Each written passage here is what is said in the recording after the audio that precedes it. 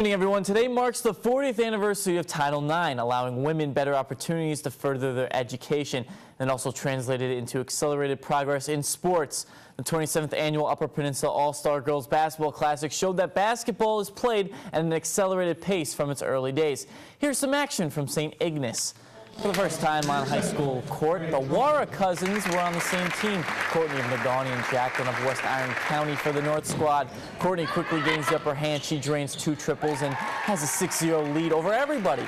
Courtney finished with 13 points, and the South is in white. St. Ignace's Laura Goldthorpe uses the window nicely. The future Lake Superior State player paced with 16 points. And speaking of Lake State, Westwood's Megan Meninin starts the sequence that ends with a three-pointer by Brimley's Whitney Frazier. She had 9 points, 11-4, but the South would chip away. Stevenson's Gabby Capper gently swishes a three-pointer. She also scored 9. South took a 38-37 advantage into the locker room at halftime. But third quarter, Ontonaga's Olivia Sumis will get credit for the steal. She leads the break, tosses a no-look pass to West Iron's Jacqueline Moore for the hoop. Jacqueline had 12 points, so the Moore cousins combined for 25. To the fourth, where it's Sumis to Marquette's Alyssa Lindbergh. Wisconsin Superior who buries a triple. She had 8. North regains the lead 59-57, but the South would rise again off the miss. Escanama's Olivia Nash gets one of her 21 rebounds in the putback. She totaled 15 points, and Nash grabs another rebound just moments later here and gives the ball to Rapid Rivers' Kelly Binter. Nice jump shot right there for the three-pointer. She had 9 points. The South wins 80-72, and Nash was the most valuable player of the game. I'm happy I got to play. I got another chance to play in this jersey, and I'm glad I got the opportunity to play against those girls again. We had a slow start, but we really picked it up. We got some chemistry in the end. We passed really well towards the end. Nash will continue her career in the Lower Peninsula next season at Oakland University.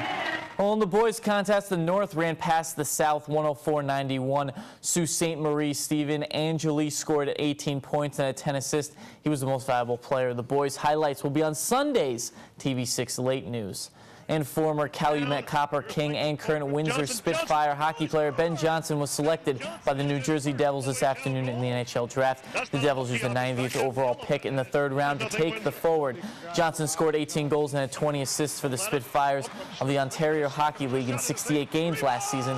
6-foot, 186-pounder scored 77 points for the Copper Kings as they finished as the state runner-up in the 2010-11 campaign. Meanwhile, 2 incoming Michigan Tech freshmen were chosen in the draft today. Left winger Yuhar Karia was selected by the Edmonton Oilers with the second pick of the third round. Goaltender Jamie Phillips went to the Winnipeg Jets in the 7th round with the 190th overall pick.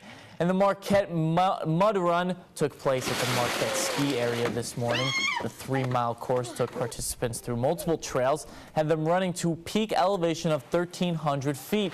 Take a look at these 25 obstacles: roping across the river, running through the tires, climbing up through the sand hills, bear crawling in the mud, and even water sliding.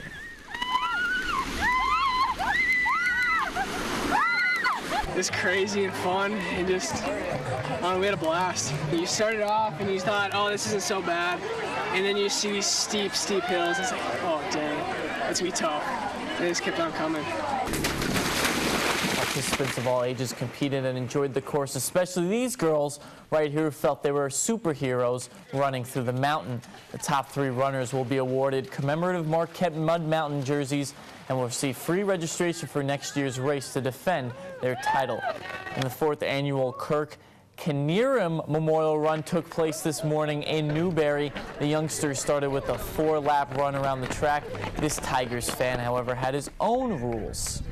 Kinnearim was born in Ohio, but once he moved to the Newberries in the mid-1980s, he served on the village council in Newberry Water and Light. He was very involved in his community. Around here, whether it was hockey, baseball, he started the Junior Knights football program for the young kids, and so it's just kind of one of those things where he was actively involved in everything, and I wanted to do the same for him. The course went through the Zeller Meadow Trail, and the run had raised $20,000 in its first 3 years. Lee Cannons of Cedarville won the men's 5-kilometer race, while Kimber Pischalski took the women's 5K. Matt McNamara and Casey Fawcett won the 8-kilometer runs, and there's also was a 1K walk. Kevin Kinnearim was a very good runner for Newberry in his day. He now coaches at Dearborn Heights, Annapolis in the Lower Peninsula. And we got a lot of Legion baseball to talk about. Ashport beat Sioux Ontario 14-0. Midland Berry Hill beat Gladstone 10-2 in that contest. There was also more. The Travelers beat Chief Pontiac 5-3. Ontario lost to Gladstone 11-6. And then the Travelers lost to De Pere 7-0, and De Pere also beat Kingsford 9-0. They shut out both teams in that one. Chief Pontiac will beat Escanaba 7-1 in their matchup there. The Marquette Blues went on to win 6-5 over Marinette, and they beat Manitowoc 8-4.